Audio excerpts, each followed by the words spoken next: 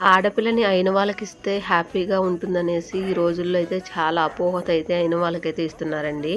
ఎందుకంటే మా అక్కనైతే అయిన వాళ్ళైతే మా మేనమామ కొడుకు మా బావకైతే ఇచ్చైతే చేశారండి. మా అక్క పెళ్ళైన కానుంచి ఎన్ని ప్రాబ్లమ్స్ ఫేస్ చేసిందంటే నాకు ఆవిడ జీవితాన్ని చూసి పెళ్ళంటేనే భయమేసింది. చాలా భయమేసింది. ఏంటి పెళ్ళైతే ఇలా ఉంటుందా?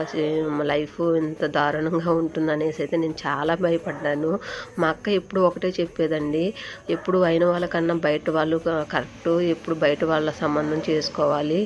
మనకి తెలిసిన వాళ్ళు కాకపోయినా పర్వాలేదు కానీ వాళ్ళు మంచి వాళ్ళైతే చాలు అనేది. కాకపోతే ఒకటి చెప్పేదండి. ఇద్దరు మగపిల్లలున్న ఇంట్లో మాత్రమే నువ్వు కోడలవ్వాలి. ఒక మగపిల్లోడున్న ఇంట్లో మాత్రం కోడలవ్వద్దని అస్సలు చెప్పేదండి. తను ఎందుకు అలా చెప్పేదో నాకైతే అర్థమయ్యేది కాదు. నేను అలానే సరే అక్క ఇద్దరు మగపిల్లలున్న ఇంట్లోకి కోడలనవుతాననైతే నేను ఎక్కువ గుడికెళ్ళినప్పుడల్లా కోరుకునేదాన్ని.